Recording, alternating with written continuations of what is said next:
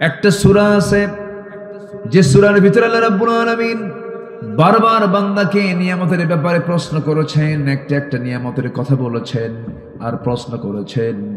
যে আয়াতটা বারবার আসছে, আমার সঙ্গে ঠোঁট মিলিয়ে সবাই বলুন, ফাবিআইয়ি আলাই রাব্বিকুমা তুকাযযিবান। তুমি তোমার রবের কোন কোন অবদানকে অস্বীকার করবে? সূরাটার নাম হলো সূরা রহমান। সেই রহমানের শুরুতে আল্লাহ রাব্বুল আলামিন বান্দাকে সুন্দর করে বুঝায় দিচ্ছেন, তার গুণবাচক নাম প্রয়োগ করে বলছেন, আর রহমান আল্লামাল কুরআন খলাকাল ইনসানা আল্লামাহুল বায়ান আশ-শামসু ওয়াল কমারু বিহুসবান ওয়ান নাজমু ওয়াশ-শাজারু ইয়াসজুদান। জোরে বলুন আল্লাহু আকবার। তিনি রহমান, যিনি বান্দাকে কোরআন শিক্ষা দিয়েছেন। সবচাইতে বড় দয়া করে বান্দাকে কোরআন দিয়েছেন। যদি এই কিতাব যদি না থাকতো, আমরা আল্লাহ কি চিনতে পারতাম না, জান্নাত জাহান্নামের দরজা আমরা খুঁজে পেতাম না, সিরাতুল মুস্তাকিম খুঁজে পেতাম না। আল্লাহ রাব্বুল আলামিন এই কিতাবটা আমাকে আপনাকে দয়া করে দিয়েছেন, এই জন্য বান্দা যেন এই কিতাব দেখে দেখে বান্দা যেন জান্নাতের রাস্তাগুলো বের করে নিতে পারে। কোনটা জান্নাতের রাস্তা এটা যেন খুঁজে বের করতে পারে। এটা এমন একটা জানালা, যে জানালায় চোখ রাখলে জান্নাত এবং জাহান্নামের দৃশ্য সব আল্লাহ পাকের মধ্যে তুলে ধরেছেন। জোরে বলে সুবহানাল্লাহ। কোনো কিছু বাদ পড়েনি এর মধ্যে। তো আমি শুরুতেই একটা সাবজেক্ট আমি বলে দিচ্ছি। আমরা যে বিষয়ে কথা বলতে চাই সেটা হলো, আমাদের সবচেয়ে বড় চ্যালেঞ্জ হলো কোনো ক্রমেই জাহান্নামে যাওয়া যাবে না। আমরা সবাই কোথায় যেতে চাই বলেন তো? এই মিস হলে বড় ধরা খেয়ে যাব আমরা।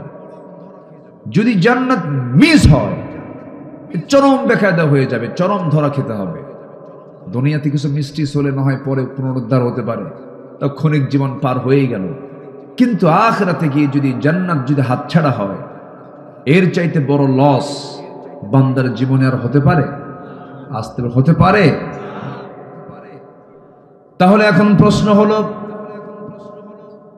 জাহান্নামী তো অধিকাংশ লোকগুলোই জাহান্নামী হয়ে যাবে।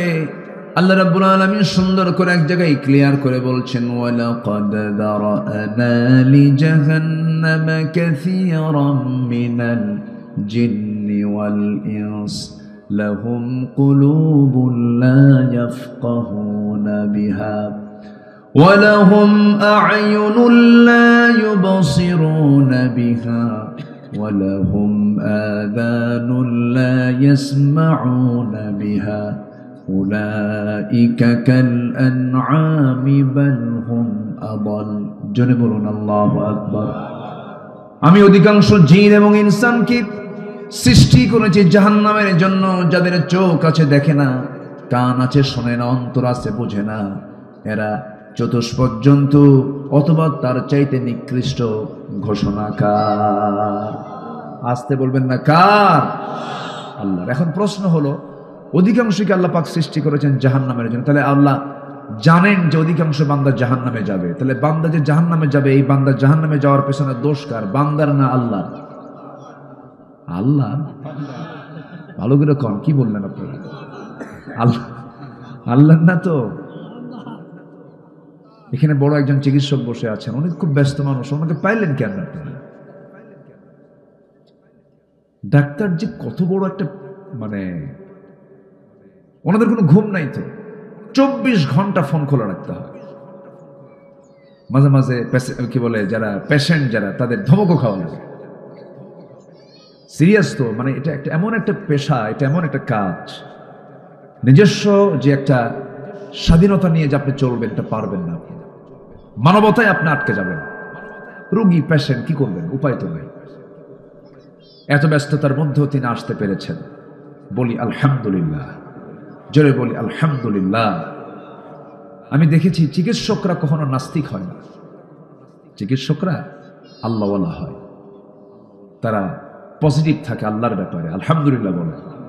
কিন্তু অশ্শুআরা, সূরা শুআরা নামে একটা সূরা আছে, অশ্শুআরা ওয়াত্তাবিউহুমুল গাবুন, যারা কবি সাহিত্যিক একটা পাগলা হয়। এরা কি হয় বলেন তো? এটা পাগলা পাগলা হয়তো আল্লাহরে নিয়ে মাঝে মাঝে উল্টা পাল্টাও করে।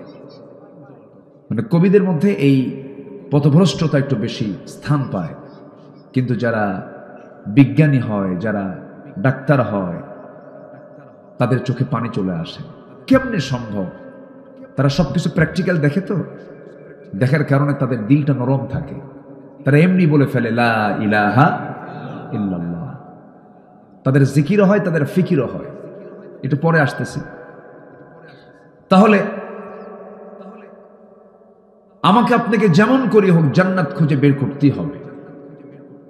জান্নাতের লাইন আমি যদি না খুঁজে পাই, তাহলে আমি বড় ধরা খেয়ে যাব, বড় বিপদে পড়ে যাব সেই দিন, যেদিন কেউ কারো কোনো উপকারে আসবে না। সবাই সবাইকে নিয়ে ব্যস্ত থাকবে, ভুলে যাবে সবকিছু। এমনকি মা পর্যন্ত তার সন্তানকে পরিচয় দিতে অস্বীকার করবে, বলবে যে আমি চিনি না। এত কঠিন একটি মুহূর্ত সবার জীবনে সামনে আসে না নাই বলুন তো? একটা বিষয় কিন্তু বলা হয়নি, বান্দা জাহান্নামে যাবে বান্দার দোষে। একটা ছাত্রকে শিক্ষক পড়ান, ক্লাসে আসে বসে, শিক্ষক কিন্তু জানেন এই ছাত্রটা আমার কি রেজাল্ট করবে, ফেল করবে না পাশ করবে। যে ছাত্র ফেল করবে তাও তিনি জানেন, যে ছাত্র পাশ করবে তাও তিনি জানেন। কিন্তু ছাত্র যে ফেল করবে, এটা কি শিক্ষকের দোষ না ছাত্রের দোষ? ছাত্রের দোষ। কিন্তু শিক্ষক জানেন ওর আমল কি, ওর শিক্ষার হালতটা কি। এর জন্য কি আপনি শিক্ষককে দোষ দিতে পারবেন? আল্লাহ জানেন কোন বান্দা জাহান্নামে যাবে, কিন্তু এই দায় আপনি আল্লাহকে দিতে পারবেন না। কারণ আল্লাহ পাক আপনাকে স্বাধীনতা দিয়ে দিয়েছেন, আপনাকে মুক্ত করে দিয়েছেন। এটা ভালো, এটা খারাপ বিবেকবান হওয়ার জন্য বলেছেন, উলুল আলবাব হতে বলেছেন, চিন্তাশীল হতে বলেছেন, গবেষণা করতে বলেছেন। আল্লাহ রাব্বুল আলামিন বলেন উলুল আলবাব কারা, বিবেকবান কারা? আল্লাহ রাব্বুল আলামিন সুন্দর করে বলছেন, ইন্না ফি খালকিস সামাওয়াতি ওয়াল আরদি ওয়া ইখতিলাফিল লাইলি ওয়ান নাহার লাআয়াতিল লিউলিল আলবাব। আসমান সৃষ্টিতে, জমিন সৃষ্টিতে, দিন এবং রাতের আবর্তনে যারা চক্ষুষ্মান, যারা বিবেকবান, তাদের জন্য বহু শিক্ষা রয়েছে। উলুল আলবাব তো তারাই, বিবেকবান তো তারাই যারা আল্লাহকে স্মরণ করে দাঁড়িয়ে বসে, শয়ন স্বপনে এবং ফিকির করে আল্লাহর সৃষ্টিগুলো নিয়ে। শেষ পর্যন্ত বলে, আল্লাহ যা সৃষ্টি করেছ কোনোটাই তুমি অবান্তর সৃষ্টি করো নাই। জোরে বলি সুবহানাল্লাহ। তাহলে মানুষ কি হবে? চিন্তাহীন না চিন্তাশীল? বিবেকহীন না বিবেকবান? যার বিবেক নাই, যার চিন্তা নেই, ও মানুষই না, ওর মধ্যে ঈমানও থাকতে পারে না। তাহলে জাহান্নাম থেকে বাঁচতে হবে আমাকে আপনাকে। কোরআনকে বলুন, কোরআন তুমি বলে দাও তো জাহান্নামে যাওয়ার কারণগুলো কি কি, সেইগুলো আমরা বাদ দেব। কোরআন একাধিক জায়গায় বলে দিচ্ছে। দুটো আয়াত, দুটো জায়গা থেকে আমি কথা বলবো আজকে। একটা হলো সূরা মুদ্দাসসির, আর একটা হলো সূরা মারিয়াম। দু জায়গায় জাহান্নামে যাওয়ার কারণগুলো আল্লাহ রাব্বুল আলামিন তুলে ধরেছেন। আল্লাহ রাব্বুল আলামিন বলেন, আনিল মুজরিমিনা মা সালাকাকুম ফি সাকার ক্বালু লাম নাকু মিনাল মুসাল্লিন ওয়া লাম নাকু নুতঈমুল মিসকিনা ওয়া কুন্না নাখুযু মা'আল খায়িদিন ওয়া কুন্না নুকাযযিবু বিয়াউমিদ্দিন হাত্তা أتانا اليقين فما تنفعهم شفاعة الشافعين জোরে বলুন আল্লাহু আকবার। ও মুজরিমরা, ও পাপীরা, আজকে তোমরা জাহান্নামে কেন? আল্লাহ বলবেন জাহান্নামীদেরকে, তোমরা আজকে সাকার নামক দোজখে কেন? সাকার একটা দোজখের নাম। জাহান্নাম মোট 7টা। জাহান্নাম মোট কয়টা বলেন? 7টা। এত ভয়ঙ্কর জাহান্নাম, এত সিরিয়াস জায়গা। এই যে সূর্য আমরা দেখতে পাই, সূর্যের কিন্তু আভ্যন্তরীণ তাপমাত্রা হলো 15 মিলিয়ন ডিগ্রি সেলসিয়াস। কেউ তো আল্লাহু আকবার বললেন না। কত মিলিয়ন? 15 মিলিয়ন ডিগ্রি সেলসিয়াস যার তাপমাত্রা। কত দূরে থাকলে পরে এখানে তাপমাত্রা আমরা পাচ্ছি 20, 25, 26, 28, অথচ আল্লাহ রাব্বুল আলামিন এই সূর্যটা কত দূরে রেখে দিয়েছেন। এই বিশাল আকৃতির এই সূর্যটা দিয়ে আল্লাহ রাব্বুল আলামিন পৃথিবীকে আলোকিত করেছেন। এই সূর্য যদি জাহান্নামের মুখে যদি ছেড়ে দেওয়া হয়, বাচ্চার মুখে চকলেট দিলে পরে নিমিষেই যেমন হেরে যায়, নিঃশেষ হয়ে যায়, জাহান্নামের মুখে যদি সূর্যটাকে যদি ছেড়ে দেওয়া হয়, নিমেষের মধ্যে সূর্য জাহান্নামের মধ্যে হেরে যাবে। এত ভয়ঙ্কর জাহান্নাম। এর মধ্যে একটা দরজা হলো সাকার।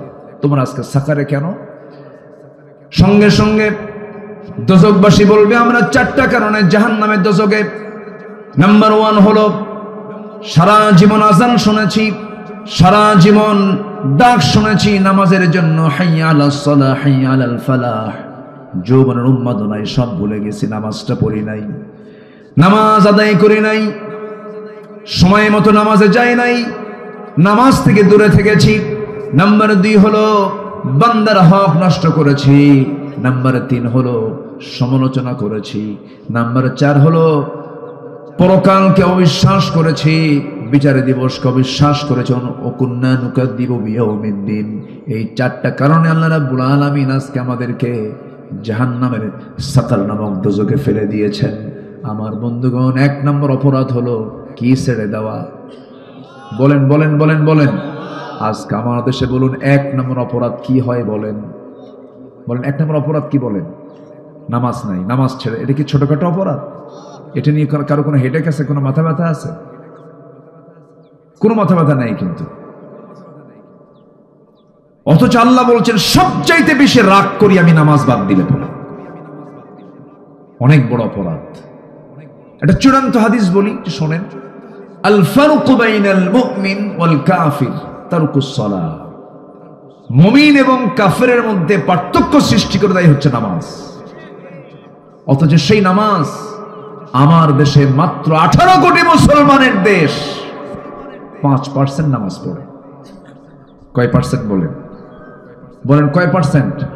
5%। বাকি 95%-এর নামাজের কোনো খবরই নেই, তারা পড়েই না। কেন জানেন?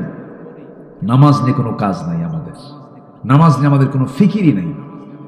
বলেন তো, এই দেশ যারা চালিয়েছেন এই 53-54 বছর, আল্লাহ পরামর্শ দিলেন রাষ্ট্রের দায়িত্ব যারা পাবে, আমি যাদেরকে ক্ষমতা দেব তোমরা 4টা দফা সমাজে চালু করবে, 4টা দফা রাষ্ট্রীয় পর্যায়ে তোমরা কায়েম করবে। এর মধ্যে 1 নম্বর হলো তোমরা নামাজকে কায়েম করবে। কি করবে? নামাজকে।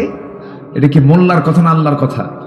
ইম্মাক্কান্নাহুম ফিল আরদি কি আকামুস সালাহ। রাষ্ট্রীয় ক্ষমতা যাকে দেওয়া হবে 1 নম্বর কাজ হলো সে রাষ্ট্রীয় পর্যায়ে নামাজকে কায়েম করবে। তাহলে বলুন, আমার দেশে দল আছে না নাই? আসতে বলে। সে দলের নেতা আছে না নাই? তাহলে সংঘবদ্ধ শক্তিও আছে না নাই? অনেক দল দেশের ক্ষমতায় গেছে কিনা বলেন? গেছে। কেউ 25, কেউ 16, কেউ 9। কেয়ারটেকার গভর্নমেন্ট কয়েক বছর, সবাই কিন্তু ক্ষমতার চেয়ারে বসছে, দেশ চালাইছে, শাসন করেছে, সংসদ অধিবেশন হয়েছে, আইন পাশ হয়েছে, সংযোজন হয়েছে, সংবিধান হয়েছে, সংকোচন হয়েছে। কিন্তু আল্লাহ যে বললেন শুধু 4টা দফা তুমি জারি করো, আমি আল্লাহ আকাশের এবং জমিনের রহমতের দরজা খুলে দেব। লাফাতাহনা আলাইহিম বারাকাতিন মিনাস সামাই ওয়াল আরদ। আমি খুলে দেব, আমি ওয়াদা করলাম। কিন্তু আজ পর্যন্ত মুসলমান হওয়ার পরেও, নামের আগে মুহাম্মদ থাকার পরেও আজ পর্যন্ত কোন শাসক গোষ্ঠী কি এই 18 কোটি মানুষকে জাহান্নাম থেকে বাঁচানোর জন্য 1 নম্বর যে কাজ, নামাজের কোন আইন কি তারা পাশ করেছেন? এগুলো বললে আমরা কি রাজনীতি হয়ে যায়, মানে আমরা এগুলো বলতে পারবো না। 16 বছর তো বলতেই দেয় নাই। মাহফিলে বসলেই 2 পাশে কিরামান কাতিবিন বসে যেত আর বলতে, হুজুর ওয়াজ করবেন আকাশ নিয়ে আর কবর নিয়ে, দুনিয়া আমরা দেখে নেব। এগুলো করত। কোথায় তারা এখন? এখন কোথায়? 1 মাঘের শীত যায় না ভাই। জুলুম চলবে না, জুলুম চলবে না। আমরা ক্ষমতাই পাই নাই, আমরা কোনো দায়িত্ব পাই নাই। আমাদের দোষটা হবে কি? কোনো দায়িত্বই তো দেওয়া হয়নি আমাদেরকে। অথচ সবচাইতে বেশি জেল খেটেছে কারা? আলেমরা। বড় দুঃখের বিষয় এটা। সম্মানিত বন্ধুগণ, সব দেখা শেষ করেছি আমরা। আমাদের মূল টার্গেট হলো জাহান্নাম থেকে বাঁচতে হবে। নামাজ থেকে দূরে থাকা যাবে না, জাতিকে নামাজ থেকে দূরে রাখা যাবে না। নিজে পড়বো, জাতিকে নামাজি বানাবো। সব দেখা শেষ। আগামীর দেশ আমরা দেখতে চাই কোরআনের দেশ। সব সরকার শেষ। আগামী সরকার আমরা দেখতে চাই নামাজের সরকার। রাজি আছেন কারা কারা? হাত উঁচু করে দেখেন মুসলমান। আল্লাহ কবুল করুন। জোরে বলি আমিন। মাহফিলটা আজকে বিচিত্র। এখানে বসি আমি, ওখানে বসেন আপনি, ওখানে আরেকজন, পিছনে খণ্ড খণ্ড, তাই না? একটু এক সাঁটা হলে ভালো হতো, দেখতে সুন্দর হতো, একটু শ্রীবর্ধন, একটু শ্রীবৃদ্ধি হতো। যাই হোক, যেহেতু জায়গার সংকুলান নাই, একটু কষ্ট করে বসে আছেন, আল্লাহ যেন কষ্টের পুরস্কার দেন। জোরে বলি আল্লাহুম্মা আমিন। তাহলে জাহান্নাম থেকে বাঁচার দরকার আছে না নাই বলেন তো? সবচেয়ে আমাদের মাথায় 1 নম্বর চিন্তা থাকতে হবে, কি থেকে বাঁচবো আমরা? কি থেকে বাঁচবো? জাহান্নাম থেকে। তাহলে আমরা কি বিবেকহীন হব না বিবেকবান হব? বলেন বলেন, চিন্তাহীন না চিন্তাশীল? চিন্তাশীল হব আমরা। একটা মানুষ কখনো খাদ্যে ভেজাল দিতে পারে? একটা মানুষ যে বিবেকবান, সে কি খাদ্যে ভেজাল দিতে পারে? বান্দার হক নষ্ট করতে পারে? বিধবা ভাতার একটা সিস্টেম চালু আছে আমার দেশে, ভালো, এটা অত্যন্ত ভালো উদ্যোগ। এটা বয়স্ক ভাতা, বিধবা ভাতা, ভালো এটা। কিন্তু বিধবা ভাতার তালিকায় হলো 1 নম্বর চেয়ারম্যানের বই। এগুলো গেছে। কিন্তু আপনি আমার মন খারাপ করেন, আমি আপনারা কই নাই, কিন্তু এমনি জাস্ট একটা এজ এ এক্সাম্পল। কোথায় যাবেন আপনি? আমরা মানে ক্রাইম করতে করতে, তুমি দুর্নীতি করছো, দেশি টাকাগুলো রাখো, সব টাকাগুলো দেশ থেকে পাচার করে দিলা। আর প্রবাসীরা কত কষ্ট করে রেমিটেন্স গুলো পাঠায়, আহারে কি ঘামটা ঝরায় প্রবাসীরা। মূর্খ মানুষ, তারা দেশকে আগায় দিয়েছে। কৃষকরা জমিতে খাটতে খাটতে চামড়া কালো বানায় ফেলে দেশকে আগায় দিল। শ্রমিকরা ঘামতে ঘামতে তাদের ঘাম দিয়া দেশ কত তারা আগায় দিল। শ্রমিক আগালো, কৃষক আগায় দিল, প্রবাসী আগায় দিল, সব কিন্তু অশিক্ষিত। আর দেশকে পিছায় দিল কারা? এই নামধারী নেতৃত্বের অযোগ্য অথর্ব এই মূর্খ সমাজের কিছু লোকেরা। ওরা প্রকৃত শিক্ষিত নয়। এটা কলমের খোঁচা দিয়া 2 নম্বরই করে সব দেশের টাকাগুলো বাইরে পাচার করেছে। সম্মানিত বন্ধুগণ, নামাজ মানুষকে বাঁচায় অনেক অপকর্ম থেকে। সবাইকে নামাজ পড়বো না ইনশাআল্লাহ? সবাইকে নামাজ পড়তে রাজি আছি? সবার আগে এই মস্তকটা আমরা অবনত করব কার কাছে? আমরা সারেন্ডার করব কার কাছে? আল্লাহর কাছে। বোনের সম্পত্তি বুঝে দেয় না, নিজের ভাই হয়ে নিজের বোনের সম্পত্তি মেরে ফেলে, আপনার কি ছাড়বে? বোন কি দেয় না, আপনার দেবে? আমি আশ্চর্য হয়ে যাই। বোন, এদেশের কয়জন ভাই আছে বোনকে দেয় সম্পদ? বলেন, আছে? এলাকে দেয়? ভালো করে কন্ত, ভালো করে কন্ত।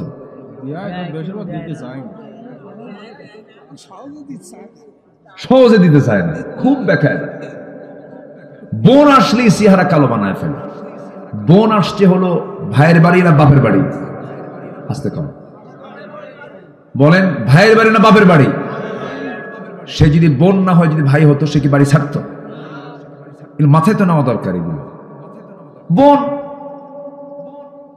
সে চলে গেছে বলে এই বাড়ি তার না। না, বাপ মারা গেছে 1 যুগ, বোনকে সম্পত্তি বুঝায় দেয় না। ধানগুলো খায়, পুকুরের মাছগুলো খায়, আবার ওগুলো বেঁচে হজেও যায়। ওগুলো বেঁচে কোথায় যায়? কার সম্পত্তি? তো তুমি বোনের সম্পত্তি দিয়ে হজ করলে হজ হবে? আমার মায়েরা খুব খুশি, হুজুর ভালো করে রাখুন, ভাই কিছু বসে আছে, বলা দরকার। তো রাগ করতেছেন নাকি আপনারা? বোনকে দিতে চায় না সম্পদ, সম্পর্ক নষ্ট পর্যন্ত করে ফেলে। আবার কিছু টেকনিকও করে। কিছু কিছু ভাই আছে বোনকে মাঝে মাঝে দাওয়াত দেয়, বোন হিসেবে তো দাওয়াত দিতেই হবে, এটা আত্মীয়র হক। কিন্তু এই দাওয়াতের মূল ধান্দা হলো সম্পদ কেমনে টেকনিক্যালি নেওয়া যায়। বোনকে দাওয়াত দেয়, সাদিক আলীর গোষ্ঠ, সাদিক আলীর মিষ্টি নিয়ে আসে। কোথায় যেন এটা, জামতলা না, জামতলা, হ্যাঁ, জামতলার সাদিক আলী গোল্লাপ, কুমিল্লার রসমালাই, টাঙ্গাইলের চমচম, নাটোরের কাঁচাগোল্লা, বগুড়ার দই, যশোরের খই, সবগুলো এক জায়গায় জমা করে বোনকে দাওয়াত দিয়া সুন্দর করে খাওয়া দিয়া সুন্দর করে পাম্পট্টি দিয়া শেষে বলে, বোন একটা কথা বলবো কি, এই যে তোমার জন্য 1 ভরি 2 ভরি স্বর্ণের চেন নিয়ে আসছে, চিনটা তোমার গলায় দাও। আর একটা কথা বলি বোন, রাগ করো না, অংশ নিল কিন্তু ধ্বংস হয়। দেখছেন কত বড় শয়তান। এতক্ষণ যা কিছু করছে ওর মূল লক্ষ্য হলো কি, সম্পত্তি মেরে খাওয়া, সম্পত্তি মেরে খাওয়া। এগুলো করা যাবে না, এগুলো বিবেকবানের কাজ নয়।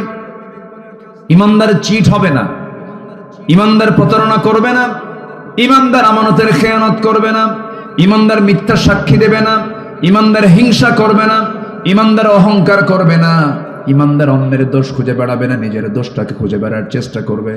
আমার বন্ধুগণ, আল্লাহ রাব্বুল আলামিন ইমানদারের গুণগুলো কি কি তাও সুন্দর করে সূরা মুমিনুনে বলে দিয়েছেন, একটু পরে আসতেছি। আমার ভাইয়েরা, ইমানদার কখনো আমানতের খেয়ানত করতে পারবে না, ইমানদার খাদ্যে কখনো ভেজাল দিতে পারবে না।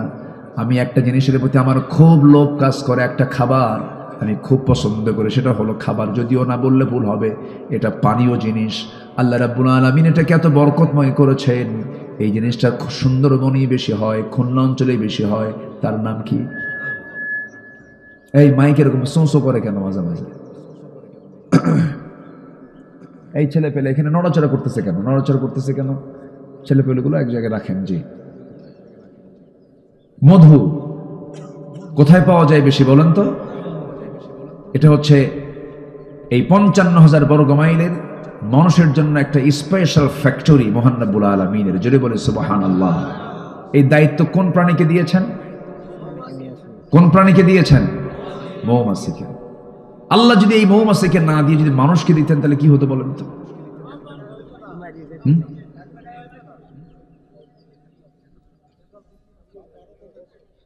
একজন সব ভারতে চলে যেত। এখানে চিকিৎসক বসে আছেন, অনেকে বলেন ক্যান্সারের কোনো অ্যান্সার নাই। কতটা শিরিকের কথা! কে বলেছে অ্যান্সার নাই? যার কাছে অ্যান্সার আছে তিনি আমার কে। ক্যান্সারের রোগেও কিন্তু ভালো হয়ে যায়, ভালো হয় না? ভালো হয়। এমন কোন রোগ নাই যে রোগের চিকিৎসা নাই, অবশ্যই ভালো হবে। ভালো হবে না কেন? আমাকে আপনাকে ভালো হতে হবে। আপনি ক্যান্সারের রোগী এখনো আছেন? ভালো হয়ে গেছে, এই যে আলহামদুলিল্লাহ। এই যে প্র্যাকটিক্যাল পেয়ে গেলেন, আলহামদুলিল্লাহ বলেন। কয় যে ক্যান্সারের অ্যান্সার। আমি 2009 সালে হজে গিয়েছিলাম। আমি এক ইউরোপিয়ানকে দেখলাম, সে জমজমের ওই যে ওখানে জমজম পাওয়া যায়, জমজম পানিটা ট্যাপ খুলে কল খুলে নিতে হয়, বোতলে ভরায় ভরায় নিয়ে যায়, তাই না? হ্যাঁ, হজেও গেছে, ধরায় নিয়ে যায়। তো আমি দেখি একজন, সে খাচ্ছে না, বোতলও ভরাচ্ছে না, সে মাথায় ঢালে, গায়ে ঢালে। ভাবলাম যে এই জমজমের পানিগুলো নষ্ট করতেছে কেন? এটা তো বিশাল নিয়ামত। এটা আমার কাছে মনে হলো এরকম। আমি কাছে গিয়ে বললাম, ফি মুশকিলা, কোনো প্রবলেম আপনার? তুই না আরবিও বোঝে না, আবার ইংরেজিও বোঝে না, আবার অন্য একটা ভাষা। তো আমি এখন ইশারা ইঙ্গিতে বোবার মতো বলে না কথা, বোবার সাথে কথা বলা যায় না? বলা যায় তো। আল্লাহ পাক তো সবই দিয়েছেন মানুষকে। আমি তাকে বললাম, আপনি এগুলো করতেছেন কেন? তো বলতেছে, 20 দিন আগে আমি মক্কা আসছি, আমার ক্যান্সার হয়েছে, স্কিন প্রবলেম, স্কিন ক্যান্সার। তো ডাক্তার আমাকে মানা করে দিয়েছেন। আমি ভাবলাম যে একটু আল্লাহর ঘরে যাই। আসছে জমজম, বলে জমজম খাই, গায়ে লাগাই, পেট ভরে ভরে খাচ্ছি। গত 2 দিন আগে চেক আপ করে দেখি ক্যান্সারটা আমার ভিতরে নাই। আর কি হয়? ওষুধ হয়, ওষুধ হয় কিনা বলেন? জমজম পানিটা হলো এমন পানি, সব পানি বসে বসে পান করতে হয়। এই পানিটা রাসূল দাঁড়ায় দাঁড়ায় পান করেছেন আর দোয়া করেছেন, আল্লাহুম্মা ইন্নী আসআলুকা ইলমান নাফিআ ওয়া রিজকান ওয়াসিআ ওয়া শিফাআন মিন কুল্লি দাইন। এই পানি পান করলে শুধু তৃষ্ণাই নিবারণ হয় না, সব পানিতে শুধু তৃষ্ণা নিবারণ হয়, কিন্তু জমজমের পানি পান করলে তৃষ্ণাও নিবারণ হয়, ক্ষুধাও নিবারণ হয়। জোরে বলে সুবহানাল্লাহ।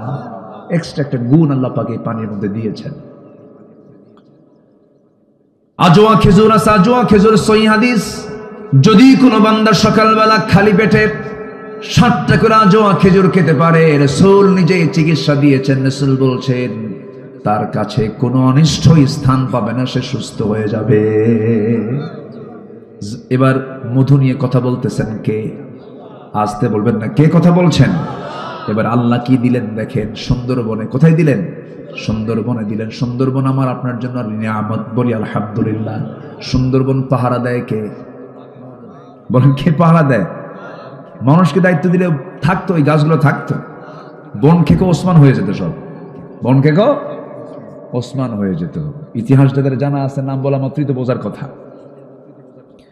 আমার বন্ধুগণ, ওই মৌমাছিকে আল্লাহ রাব্বুল আলামিন ওই সুন্দরবনে পাঠায়া দিলেন, বনে বনে পাঠায়া দিলেন। বনে পাঠায়া দিয়া তাদের কহি দিলেন আল্লাহ রাব্বুল আলামিন যে তথ্যগুলো ১৫০০ বছর আগে দিয়েছেন।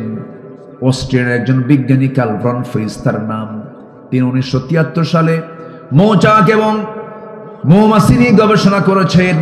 একটা বইও তিনি লিখেছেন, দ্য ড্যান্সিং বিস। তিনি ওই বইয়ের মধ্যে 3টা তথ্য তিনি গবেষণা দিয়েছেন। এই 3টা তথ্য তিনি দিয়েছেন 73 সালে, আর এই 3টা তথ্য দিয়েছেন মহান রব্বুল আলামিন ১৫০০ বছর আগে। মিলে গেছে, বিজ্ঞান যা বলেছে কোরআনের সঙ্গে তা মিলে গেছে। আমার বন্ধুগণ, কার্ল ভন ফ্রিজ বললেন, 1 নাম্বার, কোন পুরুষ মৌমাছি মৌচাকে থাকে না, মৌচাকে মধু আনে না। ফিমেল ওয়ার্কার বি, যেগুলো মহিলা মৌমাছি, তারা এগুলো কাজগুলো করে। মৌমাছি মধু সংগ্রহ করে মৌচাকে ভরায়। আল্লাহ রাব্বুল আলামিন ১৫০০ বছর আগে বললেন, ওয়া আওহা রাব্বুকা ইলান নাহলি আনিত্তাখিযি মিনাল জিবালি বুয়ুতা। আনিত্তাখিযি মুয়ান্নাসের সিগা, স্ত্রীলিঙ্গের সিগা। এটা আলেম ওলামা যারা আছেন তারা বুঝতে পারছেন। আল্লাহ রাব্বুল আলামিন বললেন, ও মহিলা মৌমাছি, রানী মৌমাছি, সুন্দর করে গাছের ডালে পাহাড়ের পদদেশে বাসা বানাও। এত সুন্দর করে আগে তথ্যটা দিয়েছেন তিনি, আমার কে বলেন? আল্লাহ। নাম্বার 2 হলো সেই কার্ল ভন ফ্রিজ, তিনি প্রমাণ করলেন কোন মৌমাছি, একটা কর্মী মৌমাছি যদি কোনো ফুলের বাগান বা উদ্যানের যদি কোনো খোঁজ পেয়ে যায়, সঙ্গে সঙ্গে সেখান থেকে সে গ্রুপ মেসেজ দেয়। কি মেসেজ দেয়? গ্রুপ মেসেজ দেয়, সবার কানে কানে সংবাদটা পৌঁছায় দেয়। এটার নাম ওই বিজ্ঞানে দিয়েছেন the wagon dance. Wagon dance যা পৃথিবী সাড়া ফেলে। অথচ এই পুরাতন তথ্য ১৫০০ বছর আগে মহান রব্বুল আলামিন কোরআনে বলে দিয়েছেন। জোরে বলে সুবহানাল্লাহ। কোরআন বলতেছে, সুম্মা কুলি মিন কুল্লি সামারাতি ফাসলুকি সুবুলা রাব্বিকি যুলুলা। জোরে বলুন আল্লাহু আকবার। নাম্বার 3 হলো এই মৌমাছি বিজ্ঞানের নিখুঁত করে গবেষণা করেছেন, যখন কোনো ফুলে বসে ওই ফুলের মধুগুলোকে, রসগুলোকে, রংগুলোকে, পানিগুলোকে সে তার মুখে শুধু নেয় না, সে তার পেটের মধ্যে তুলে নেয়। যখন সে তার মৌচাকে চলে আসে, সম্পূর্ণ মধুটা তার পেট থেকে বের করে। মধু বের হয় মৌমাছির পেট থেকে, মৌমাছির পেট থেকে বের হয়। আল্লাহ এই কথাটা ১৫০০ বছর আগে বলে দিয়েছেন, ইয়াখরুজু মিন বুতুনিহা শারাবুন মুখতালিফুন আলওয়ানুহু ফীহি শিফাউন লিন-নাস ইন্না ফী যালিকা লাআয়াতান লিকাওমিন ইয়াতাফাক্কারুন। যারা আলেম ওলামা আছেন, ইয়াখরুজু বের হয়, মিন বুতুনিহা ওই মৌমাছির পেট থেকে, শারাবুন পানীয়, মুখতালিফুন আলওয়ানুহু নানা রং বেরঙের, ফিহি যে মধুর ভিতরে, শিফাউল লিন্নাস মরা ছাড়া সব রোগের ঔষধ আছে। জোরে বলি সুবহানাল্লাহ। মরা ছাড়া সব রোগের ঔষধ আছে। জোরে বলি সুবহানাল্লাহ। মরা ছাড়া। এই এলাকায় মধুর দাম কত করে বলেন?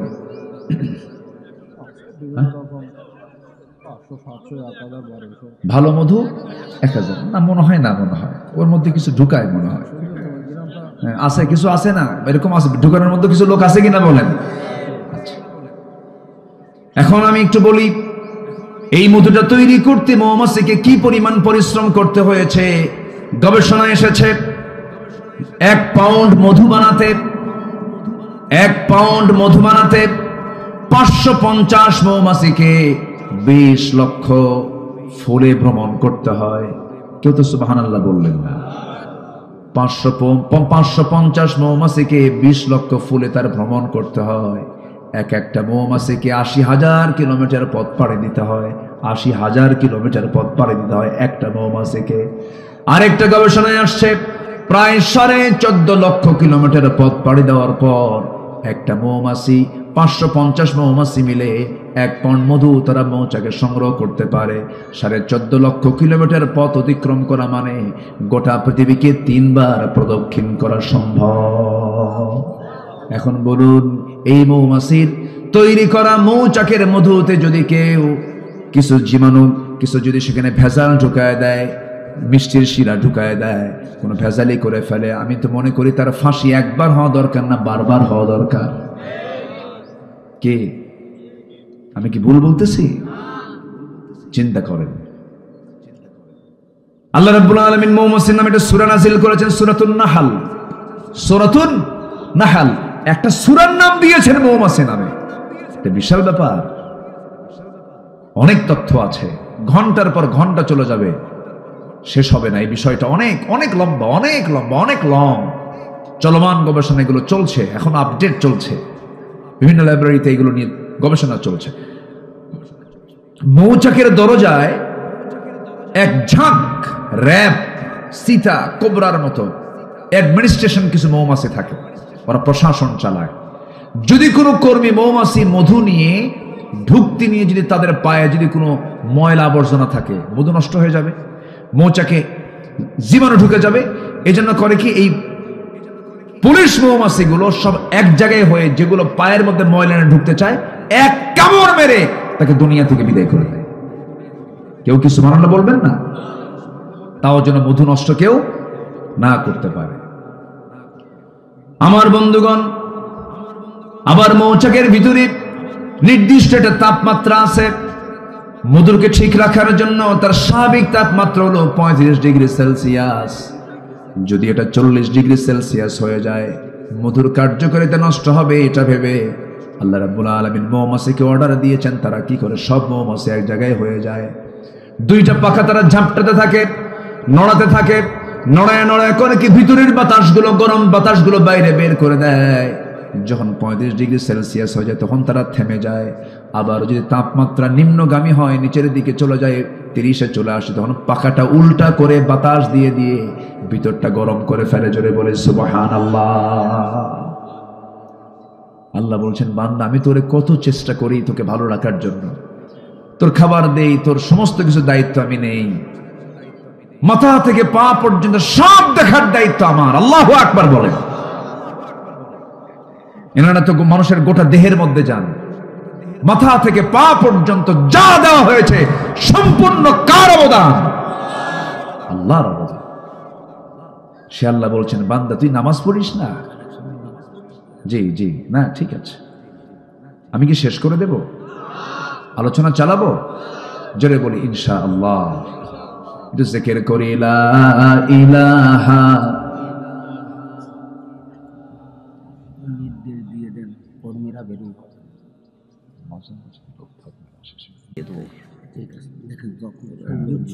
জি জি জি জি, হ্যাঁ, পড়ার ব্যাপারে জি বলবো বলবো, জি ইনশাআল্লাহ। একদিন তো সব সাবজেক্ট তো আসে না।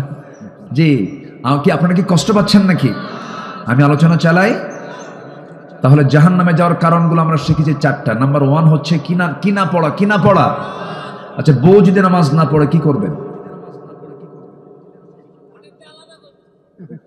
দেখছেন কি অ্যাকশন, খাটার থেকে আলাদা করে দেব,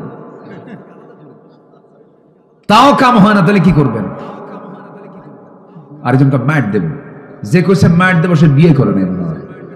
বউ মারা এত সস্তা? যে স্বামী সংসার করে সেই স্বামী অবশ্যই বউকে ভয় করে, ঠিক না? আচ্ছা কোন তো চেয়ারম্যান বড় না চেয়ারম্যানের বউ বড়? হ্যাঁ, ওই দেখেন বউ বড়।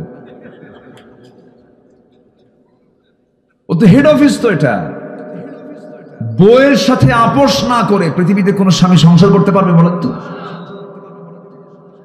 বউকে মারবেন কেন আপনি? মেরে কি কাম হবে? মেরে কাম হবে না তো। সুন্দর করে বুঝাবেন। বউকে মারার কোনো কথা হাদিসে আসে নাই। রাসূল কোন স্ত্রীকে মেরেছেন এমন কোন রেকর্ডও নাই। এটা ছোট লোকের কাজ, সবচেয়ে নোংরামি কাজ। সন্তানের সামনে আপনি স্ত্রীর সঙ্গে গন্ডগোল করবেন, কথা বলবেন, সে তো ওই মেয়ে, ওই বাচ্চাগুলোর মা। আপনি খারাপ আচরণ করবেন, আপনার সন্তান শিখবে, সন্তান বড় হয়ে আপনাকে থাপড়াবে। স্বামী স্ত্রীর মধ্যে জান্নাতের সম্পর্ক থাকতে হবে। সুন্দর করে বুঝাবো। ব্যক্তিত্ব সবার টিকে রাখতে হবে। স্বামীর ব্যক্তিত্ব স্ত্রীর কাছে, স্ত্রীর ব্যক্তিত্ব স্বামীর কাছে। সুন্দর করে মিলেমিশে থাকতে হবে, বুঝাতে হবে। এক সময় বন্ধু, আরেক সময় সতর্ককারী। সুন্দর করে বুঝায় বলতে হবে, বউ আমার, একসঙ্গে জান্নাতে যেতে চাই, তুমিও যাবে, আমিও যাবে। এই দুনিয়াতে আগে একই ছাদের নিচে যেমন ছিলাম, একই সঙ্গে আমরা জান্নাতে চলে গিয়ে জান্নাতে গিয়ে শপিং করবো। আমার বউ, নামাজটা পড়ো, সন্তানকে সুন্দর করে ফজরে ডাক দেব। যে বাপ, যে মা সন্তানকে ফজরে ডাক দেয় না, সেটা হচ্ছে ব্যর্থ বাপ, ব্যর্থ মা। ঠিক কিনা? গোটা পরিবারটাকে জান্নাত বানায় ফেলেন। নামাজ আছে যে পরিবারে, সেটাই হলো জান্নাত। নামাজ আছে, জান্নাতের পরিবেশ আপনি পাবেন। দেখবেন পরিবারে সুন্দর শান্তি, রহমত বিরাজ করতেছে। কিন্তু আজকের সমাজের অধিকাংশ পরিবারের যে দশা হলো, ঘুম থেকে উঠে হলো সকাল 10টার দিকে, আর ঘুমাতে যায় ফজরের আগ দিয়া। আমি কি ভুল বলতেছি? আচ্ছা, পৃথিবীর কোন ডাক্তার কি বলে ফজরের আগ দিয়ে ঘুমা? Early to bed, early to rise. এটা আমরা শুনেছি, কিন্তু এই কথাটা কিন্তু হাদিস। রাসূল বলেছেন, তাড়াতাড়ি বিছানায় যাও, তাড়াতাড়ি উঠো। আল্লাহু আকবার বলেন। সায়েন্টিফিক বহু দিক আছে এর মধ্যে, অনেক দিক আছে, অনেক দিক আছে। যদি কোনো মানুষ, আগের দাদারা অসুস্থ হতো না কেন? দাদারা মুরগির সঙ্গে ঘুমাতো। কিসের সাথে ঘুমাতো বলেন? পশু প্রাণী যখন শুয়ে যে পড়তো, আমার দাদারা সেই সময় শুয়ে পড়তেন। এখন প্রযুক্তির কারণে, এই যে ডিজিটাল অনলাইনের কারণে, প্রযুক্তির কারণে, এর কারণে ঘুম পাড়তে পারতে রাত 4টের দিকে ঘুমায়। দুনিয়ার রোগ এসে জমা হয়। ঠিক কিনা? নামাজ আমরা পড়বো। সবাই রাজি আছেন তো ইনশাআল্লাহ? আল্লাহ কবুল করো। জোরে বলি আল্লাহুম্মা আমিন। আমার বন্ধুগণ, একটু কান লাগান, মনোযোগ দিয়ে কথাগুলো শুনুন। নামাজ না পড়লে পরে বড় বিপদ হয়ে যাবে। সূরা মারিয়ামের ভিতর আল্লাহ রাব্বুল আলামিন বলেন, فَخَلَفَ مِن بَعْدِهِمْ خَلْفٌ أَضَاعُوا الصَّلَاةَ وَاتَّبَعُوا الشَّهَوَاتِ فَسَوْفَ يَلْقَوْنَ غَيًّا। এই দুনিয়াতে যারা নামাজকে নষ্ট করে যাবে, আল্লাহ রাব্বুল আলামিন বলেন, আমি শুধু তাকে জাহান্নাম দেব না, জাহান্নামের কিছু গর্ত আছে, সেই গর্তের মধ্যে আমি তাকে ঢুকায়া ছাড়বো। জাহান্নামের সেই কেভের মধ্যে ঢুকায়া ছাড়বো। আমি তাকে জাহান্নাম দেব না, শুধু জাহান্নামের সেলের মধ্যে ঢুকাবো। জেলের যেমন সেল আছে, সেই সেলের মধ্যে ঢুকায়া ছাড়বো। আল্লাহ সবচেয়ে বেশি রাগ করেন যখন কোনো বান্দা নামাজ ছেড়ে দেয়। আর নামাজ পড়া মানে আল্লাহর রহমত প্রাপ্ত হয়ে যাওয়া। বান্দা যখন নামাজে দাঁড়ায়, আল্লাহ বান্দার সামনে দাঁড়ায়া যান। জোরে বলি সুবহানাল্লাহ। আল্লাহ বান্দার সামনে দাঁড়ায়া যান। বান্দা যখন সূরা পড়ে, বান্দা যখন আয়াত পড়ে, আলহামদুলিল্লাহি রাব্বিল আলামিন, আল্লাহ বলেন হামিদানি আবদি। আর রহমানির রহিম যখন বলে, আথনা আলাইয়া আবদি। মালিক ইয়াউমিদ্দিন যখন বলে, মাজ্জাদানি আবদি। ইয়্যাকা না'বুদু ওয়া ইয়্যাকা নাস্তাঈন পর্যন্ত যখন বান্দা বলে, আল্লাহ বলেন হাদা বাইনি ওয়া বাইনা আবদি। ইহদিনাস সিরাতাল মুস্তাকিম থেকে শুরু করে নিয়া ওয়ালাদ-দাল্লিন পর্যন্ত যখন বান্দা বলে ফেলে, আল্লাহ বলেন বান্দার এতক্ষণ ধরে যা যা চাইলে সমস্ত চাও কবুল করে নিলাম। রুকুতে গেলে পরে আল্লাহ অস্থির হয়ে যান। সেজদায় গেলে আল্লাহ রাব্বুল আলামিন তার तमाम জিন্দেগির গুনাহগুলো maaf করে দেন। সবাই কি নামাজ পড়তে রাজি আছি? একা না পরিবার সহ? বউ যদি নামাজ না পড়ে, সেই ক্ষেত্রে আমরা সুন্দর করে বুঝাবো, সন্তানদেরকে বুঝাবো। তবে 4টা কারণে বউকে মারা জায়েজ। কয়টা কারণে বলেন? কি মারবেন এজন্য? শুনবেন? ও দেখেন কি আগ্রহ, দেখেন। এটা একটা আমাদের দেশে একটা রোগ আছে কিন্তু, তাই না? কিছু হলি থাপ্পড় মারে। এটা কেমন, যেটা আপনি বোঝেন না যে এই মহিলাটা আমি বিয়ে করলাম, ওর বাপ মা ভাই বোন বাড়ির সব ছেড়ে চলে আসছে আমার কাছে। আমার গায়ে আল্লাহ তাআলা একটা শক্তি বেশি দিয়েছে বলে আমি থাপড়াবো? এটা কেমন কথা? এটা কোনো মানবতার কাজ না। এটা আপনি কেন মারবেন তাকে? এটা অজ্ঞতা, মূর্খতা। এটা প্রায় এটা হরদম কিছু হইলেই হাঁকায় দিছে থাপ্পড় গাল যেতে না, এটা কখনো করা যাবে না। 4টা কারণে স্বামী তার স্ত্রীকে শাসন করতে পারবেন। শর্ত কিছু আছে। নাম্বার 1, নামাজ যদি না পড়েন, রোজা যদি না রাখেন, স্বামীর আনুগত্য যদি না করেন, বৈধ আনুগত্য যদি না করেন, স্বামী যদি ফেরাউন মার্কা হয়, স্বামীর আনুগত্য করা যাবে? নাম্বার 4 হলো পর্দায় যদি না থাকেন, তবে হ্যাঁ এই যে আপনি শাসনটা করবেন, শাসন করতে গেলে 1.5 হাত লাঠি হাতে নেওয়া যাবে না। পকেট থেকে একটা মেসোয়াক বের করতে পারেন, 9 ইঞ্চি মেসোয়াক, তা দিয়ে মাথায় মারা যাবে না, চুল টানা যাবে না, নাকে মারা যাবে না, মুখে মারা যাবে না, কপালে মারা যাবে না, বুকে মারা যাবে না। মারবেন খুব, মারার জায়গায় শেষ, চান্সে ছিলেন, উপায় নাই। 9 ইঞ্চি মেসোয়াক দিয়ে যদি কারোর সামনে আপনি একটু মারতে নেন, সবাই বলবে মারে না আদর করে। বলেন, আমার মায়েরা খুব খুশি, হুজুর আমাদের কলিজায় পানি ছিল না, কেবল কলিজায় পানি আসলো। পরিবার থেকে জান্নাত বানায় ফেলেন। দিন নিয়ে আসেন, কোরআন নিয়ে আসেন, দর্স নিয়ে আসেন, হাদিস নিয়ে আসেন, ইসলাম শিখান, দিন বুঝান, নৈতিকতা শিক্ষা দেন। বুড়ো বয়সে এই সন্তানগুলো আপনার খাদেম হয়ে যাবে। কে বলেছে ডিওএইচএস, বাড়িধারা, ধানমন্ডি, গুলশান এগুলোর শান্তির জায়গা? কে বলেছে? কোথাও শান্তি নাই। সেখানেই শান্তি থাকতে পারে যেখানে ইসলাম থাকতে পারে। যেখানে ইসলাম আছে সেখানে কি আছে? শান্তি আছে। আল্লাহ তুমি সবাইকে বোঝার তৌফিক দিয়ে দাও। জোরে বলে আমিন, আরো জোরে আমিন। জাহান্নামে যাওয়ার 4টা কারণ বললাম, আরো একটা কারণ, আরো 6টা কারণ আমি সূরা মারিয়াম থেকে বলবো, যদি আপনি শুনতে আগ্রহী হন। আগ্রহ আছে তো সবার? জোরে বলে ইনশাআল্লাহ।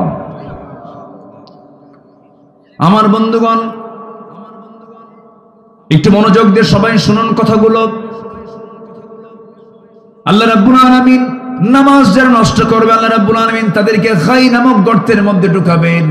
আরেকটা কারণ হলো আত্তাবাউশ শাহাওয়াতি ফাসাউফা ইয়ালকাউনা গাইয়া, এবং যারা মন যা চায় তা করবে, আল্লাহ রাব্বুল আলামিন তাদেরকে খাই নামক গর্তের মধ্যে ঢুকাবেন। মন যা চায়, মন তো ভালো কিছু চায় না, এদেরকে আল্লাহ রাব্বুল আলামিন জাহান্নামের গর্তের মধ্যে ঢুকাবেন। বলুন তো, সত্যি করে বলুন তো, দেশের মানুষ ভাত বেশি খায় না বিড়ি বেশি খায়? হ্যাঁ, আমি কি ভুল বলতেছি? এই ছেলেবেলায় কি কথা বলুন আব্বা, নড়াচড়া করো না। আপনারা এতক্ষণ ছিলেন কোথায়? লোকগুলো তো ছিল না এখানে মাহফিলে। কেমনে যে সব একত্রিত হয়ে গেলেন, বলি আলহামদুলিল্লাহ। লোক এখন আসার উপরে আছে, দেখি আসুক। আমার দেশে তো জুমা আজান হয় 12:30টায়, আর মুসল্লি হাজির হয় 1:29:29। যে সময় মতো আসলে একটু ভালো হতো। আমি তো অনেক আগে অনেক কথাগুলো বলে ফেলেছি, এবং যিনি সবার শেষে আসবেন তিনি বলবেন, হুজুর কি ওয়াজ করেন কিছুই বুঝলাম না, কিন্তু আসছে কিন্তু সবার শেষে। একটু শুনি কথাগুলো। তাহলে ভাত বেশি খায় না বিড়ি বেশি খায়? আবার মাহফিলে এসে কি বলে জানেন, হুজুর বিড়ি খাওয়া কি জায়েজ আছে? মানে উনি জায়েজের চেষ্টায় আছেন আরো, যেটাকে জায়েজ করা যায় কেমনে। পৃথিবীর কোন ডাক্তার, কোন চিকিৎসক কি বলে যে বিড়ি খেলে পরে আপনার জন্য ভালো? আচ্ছা বলে, বলে বলুন, ভালো ভালো বলে?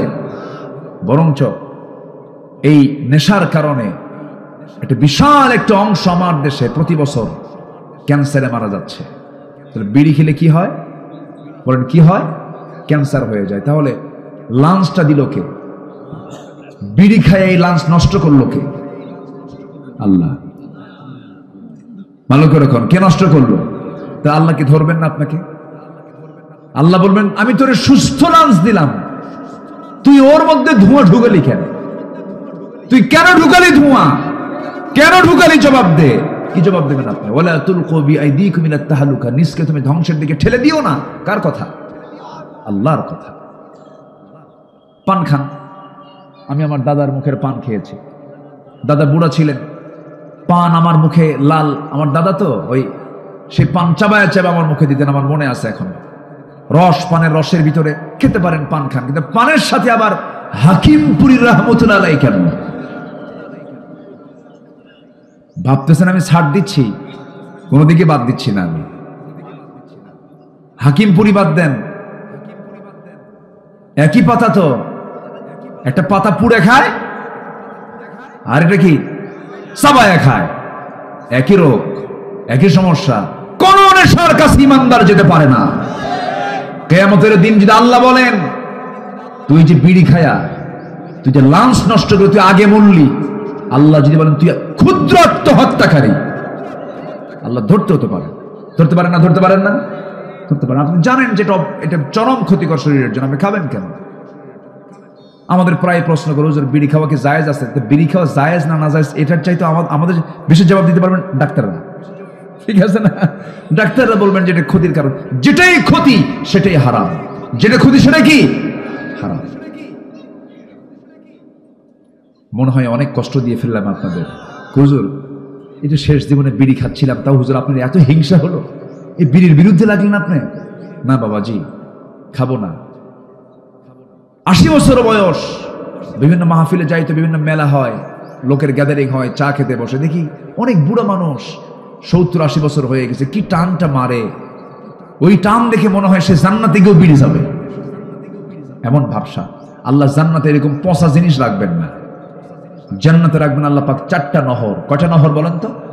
4টা নদী রাখবেন, 4টা ঝর্ণা রাখবেন। 1 নম্বর হলো স্বচ্ছ পানির নহর রাখবেন, নাম্বার 2 হলো মধুর নহর রাখবেন।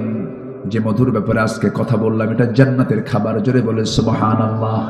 নাম্বার 3 হলো দুধের নহর রাখবেন, আর নাম্বার 4 হলো শরাবের এক স্পেশাল শরাব সেখানে থাকবে, যে শরাবটা জান্নাতের শরাব। দুনিয়ার শরাব, দুনিয়ার মদ খেলে পরে লাঞ্চ পচে যায়, লিভার পচে যায়, চোখ লাল হয়ে যায়, মাতাল হয়ে যায়, কিন্তু জান্নাতের শরাব যখন বান্দা পান করবে সে কখনো বুড়া হবে না, তার যৌবন শক্তি ডাবল থেকে ডাবল হয়ে যাবে। জোরে বলে সুবহানাল্লাহ। আমার বন্ধুগণ, জাহান্নামে যাবার আরেকটা কারণ আমরা শিখে নিলাম। 4টা তো শিখেছি আমরা। নামাজ না পড়া, নাম্বার 2 হলো বান্দার হক নষ্ট করা, এতিমের হক মেরে খাওয়া, নাম্বার 3 হলো সমালোচনা করা, নাম্বার 4 হলো বিচার দিবসকে অস্বীকার করা, আখিরাত নাই, পরকাল নাই, এরকম চিন্তা চেতনা মাথায় নেওয়া। এইদিকে নাম্বার 5 অন্য আয়াতে দেখতে পেলাম, যারা কি করবে, মন খেয়াল খুশি মতো যারা চলবে তারা জাহান্নামের মধ্যে ঢুকবে। আমার বন্ধুগণ, আরেকটা অপরাধের কারণে আল্লাহ রাব্বুল আলামিন বান্দাকে খাই নামক গর্তের মধ্যে ঢুকাবেন। খাই নামক গর্তটা খুব ভয়ঙ্কর গর্ত। যারা দুনিয়ার জিন্দেগিতে জেনা করবে, জেনা করতে করতে বুড়ো হয়ে গেছে, জেনা বাদ দেয় না। আরেকটা হলো যারা সুদ খেতে খেতে পাকা হয়ে গেছে, সুদ খাওয়াকে জায়েজ মনে করে। এমন বহু হাজি আছে, হজ করে বারবার বছরে বছরে যায়, সুদের কারবার ছাড়া না আছে না নাই বলেন? আছে। সুদের ধারে পাশে আমরা কেউ যাব? সুদ খাওয়া কি? আরো জোরে, আরো জোরে। কেশবপুরে মনে হয় সুদ নাই, হ্যাঁ? তাহলে বাদ দিয়ে দিই নাকি? সুদের ব্যাপারে ওয়াজ না করি? হ্যাঁ হ্যাঁ, আপনি না বললে তো বলবো আমি, এটা আমার দায়িত্ব। জি না, কেউ যাবে না, আছে সমস্যা, আপনি তো পেরেশান হয়ে না, তো কেউ যাবে না ইনশাআল্লাহ। একসঙ্গে দোয়া করবো না আমরা ইনশাআল্লাহ? আমরা একসঙ্গে দোয়া করবো না? এই দোয়া থেকে যিনি মাহরুম হবেন তিনি তো মাহরুম হয়ে গেলেন, মিস করে ফেললেন। কেউ যাবে না, একটা লোকও যাবেন না। আমরা নামাজের জন্য সময় দেব, ওযুর জন্য সময় দেব। আমি উঠেছি, আপনি আসতে দেরি করেছেন, এই জন্য আমি একটু ঠান্ডা মাথায় আস্তে আস্তে আসছি, যে লোকজন একটু চলে আসুক, আমিও ঠিক মতো সময় মতো মঞ্চে গিয়ে উঠবো ইনশাআল্লাহ। তো আমরা যদি একটু আজকে একটু বিলম্বে নামাজ পড়ি, অসুবিধা আছে? কোনো চিন্তা নাই, তো একটু বসেন। বসেছি, একটা হক আছে তো আপনাদের, একটা আলোচনার ফিনিশিং আছে তো নাকি? একটু সবাই বসেন ইনশাআল্লাহ। সুদ এটা একটা মহামারী আকার ধারণ করেছে। সুদের সর্বনিম্ন গুনাহ হলো নিজের মার সঙ্গে জেনা করা। জোরে বলি নাউযুবিল্লাহ, আরো জোরে নাউযুবিল্লাহ। আচ্ছা, এরপরে জেনা করা, এই জেনা জাহেলি যুগের কাজ ছিল, এই নেশা জাহেলি যুগের কাজ ছিল। তাহলে এই নেশা, এই জেনা, এই সুদ, এই তিনটাই ছিল হলো আবু জেহেলের সমাজের বৈশিষ্ট্য। এই তিনটা কি আমার দেশে আছে না নাই? এই তিনটাই কি আমার দেশে এখনো আছে? ছিল। আগে ছিল কিনা বলেন, এখনো আছে, সামনে থাকুক। সবাই কি চান? যদি না চান তাহলে এটা কেমনে সরাবেন বলেন? এখানে কিছু করণীয় আছে তো আমাদের, কেমনে এগুলো সরবে এটার জন্য আমাদের চেষ্টা করার দরকার আছে না নাই? আমার নবী যে সময় নবুয়ত পান নাই সে সময় ওই সমাজে ছিল, জাহেলি যুগে ছিল। রাসূল যখন নবুয়ত পেয়েছেন, দায়িত্ব যখন পালন করেছেন, সুদকে সমাজে রেখেছেন, জেনা রেখেছেন, বলেন রেখেছেন? সুদের কারবার, জেনার কারবার, মদের কারবার সব বন্ধ করে দিয়েছেন। আমরা তার উম্মত, আমরাও সমাজ এগুলো রাখতে দেব না। এগুলোকে বন্ধ করার জন্য আমাকে আপনাকে চেষ্টা করতে হবে। সাহায্য করবেন কে? সাহায্য করবেন কে? আল্লাহ সাহায্য করবেন। এগুলোকে বন্ধ করার জন্য চেষ্টা করতে হবে। আমার ভাইয়েরা, তাহলে যারা জেনা করবে, মদ্যপান করবে, সুদের কারবার করবে, আরেকটা হলো যারা পিতামাতার অবাধ্য সন্তান হবে, পিতামাতার যারা সেবা করবে না, পিতামাতার মনে হয় সেবা না করা মানুষ মনে হয় এই কেশবপুর মনিরামপুরে নাই। আসতে বলবেন না, আছে না নাই? সকল তথ্য আছে কার কাছে? এই যে এই যে এই যে আল্লাহ তো আছে, এই যে এই যে বসে আছে।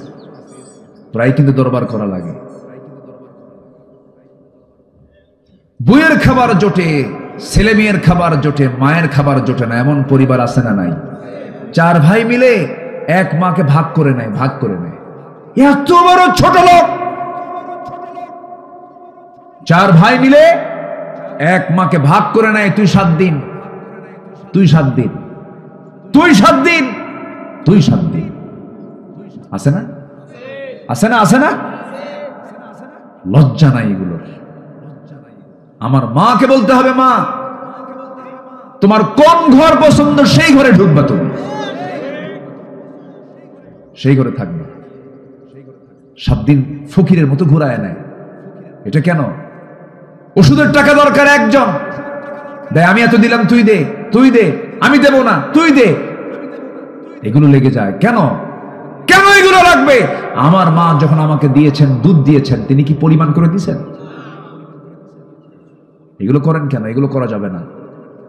বড় দুঃখ, কষ্ট এটা। নাটোরে মাহফিল ছিল আমার, এক বৃদ্ধা মা, 72 বছর বয়স, কাপা কাপা লেখা তিনি দিয়েছেন আমাকে, একটা চিঠি দিয়েছেন, অনেক কষ্টে পাঠায় দিয়েছেন। আমাকে সালাম জানিয়ে বললেন, হুজুর আমার বয়স 72, 72 বছর বয়স, আমার 3টা ছেলে, একটা মেয়ে, মেয়েটাকে বিয়ে দিয়েছি। আমার ছেলে 3টাই বিয়ে করে নিয়েছে।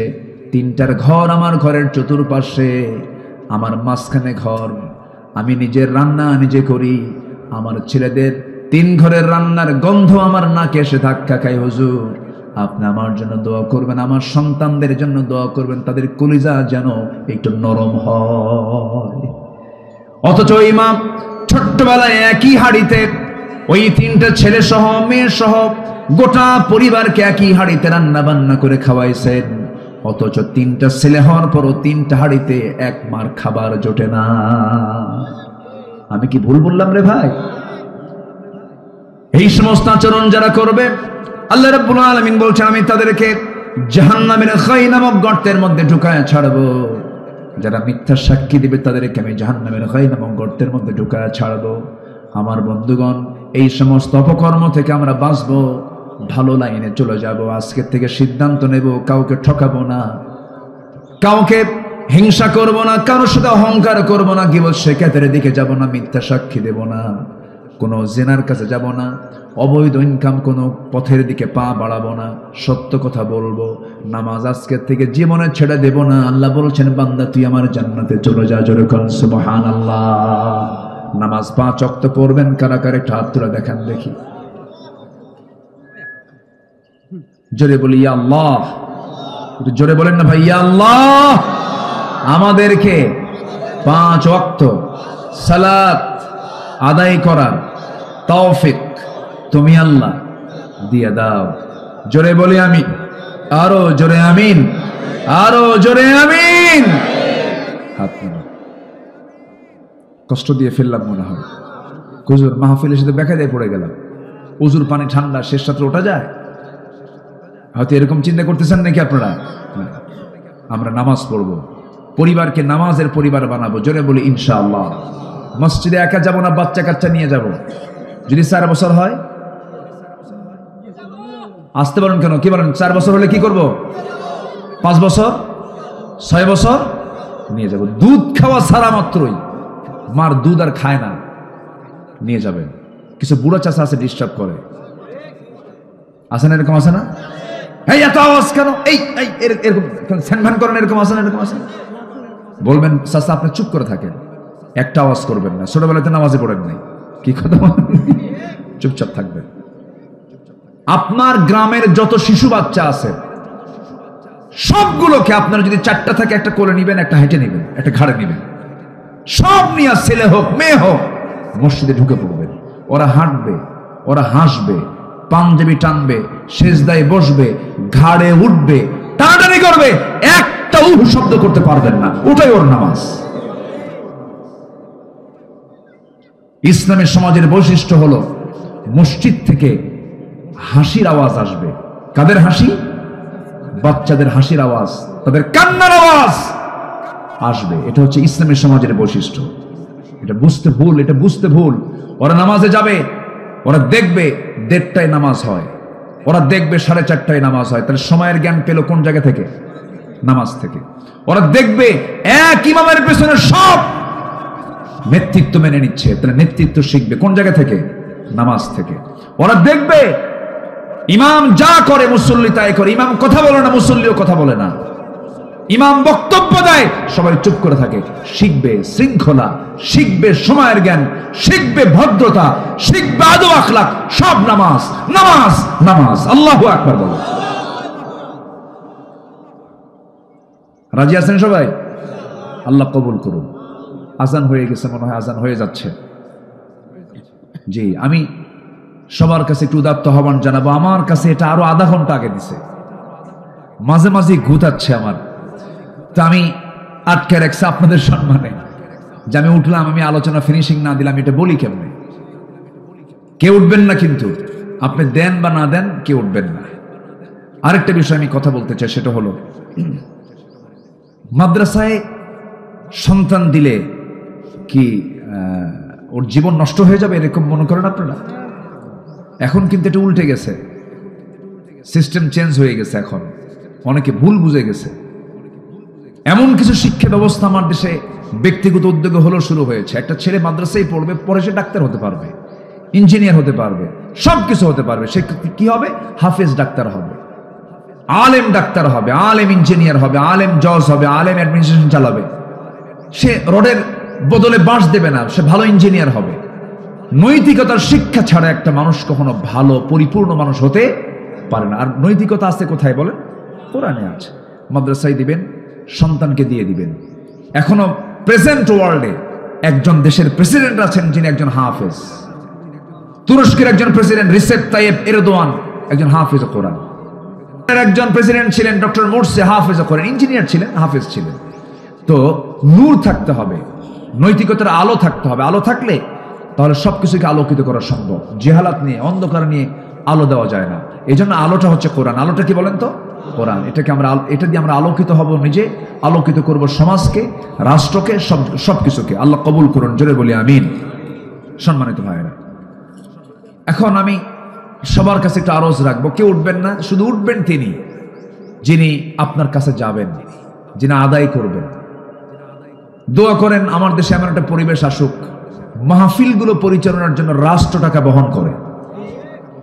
মাদ্রাসা রাষ্ট্র করে দেবে, মসজিদ রাষ্ট্র করে দেবে, এমন একটা সুন্দর কল্যাণ রাষ্ট্র গঠন হোক। সবাই চান না আপনারা?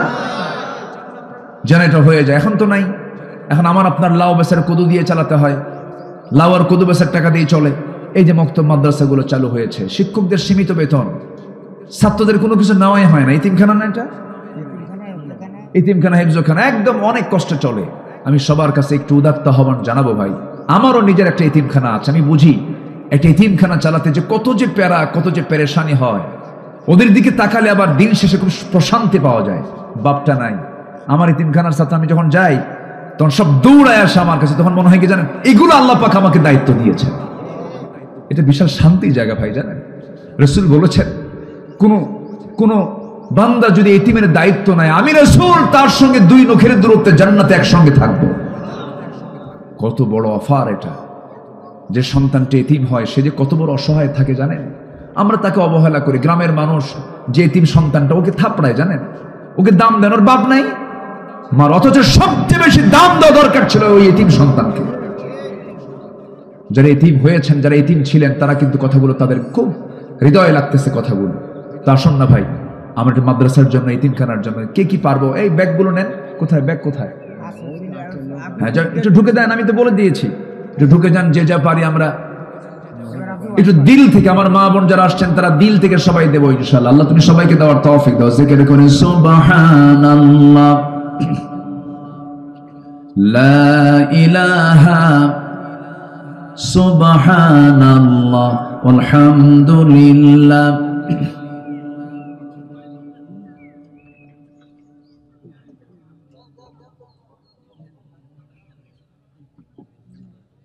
জি, হাত আছে যার, দান হতে হবে তার।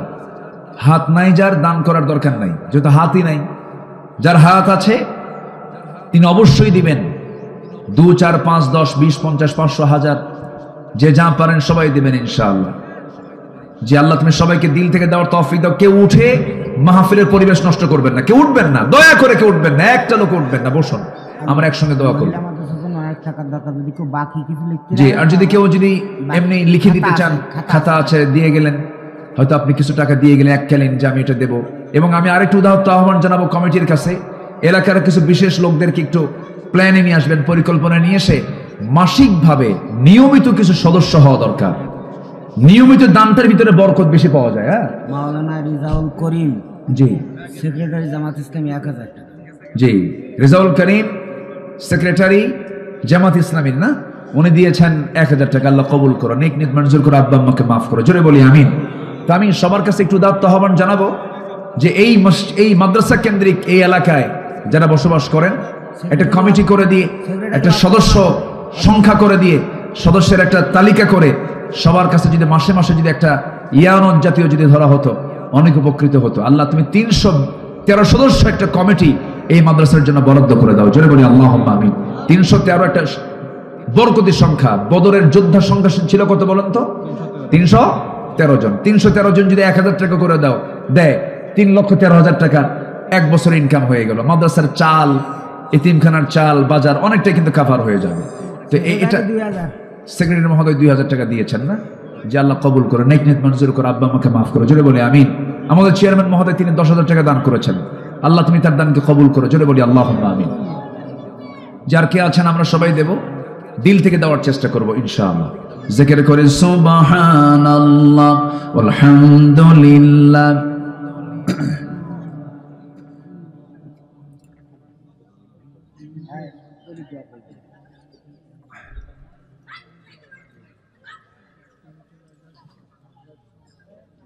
আরো জোরে লা ইলাহা। যে আমরা দোয়ার দিকে যাব, আজান হবে, নামাজ হবে, কিন্তু কেউ যাবেন না, আমরা দোয়া আগে করব। দোয়া করার পর এখানে নামাজের পরিবেশ মনে হয় নাই, না? দোয়ার আগে 2 জন ছিলেন, পাগড়ি ভরাবেন আপনি। হ্যাঁ, দেন, নিয়ে আসেন, পাগড়ি নিয়ে আসেন, পাগড়ি এবং ছাত্র নিয়ে আসেন। এখান থেকে 2 জন হাফেজ হয়েছে, আলহামদুলিল্লাহ বলবেন না?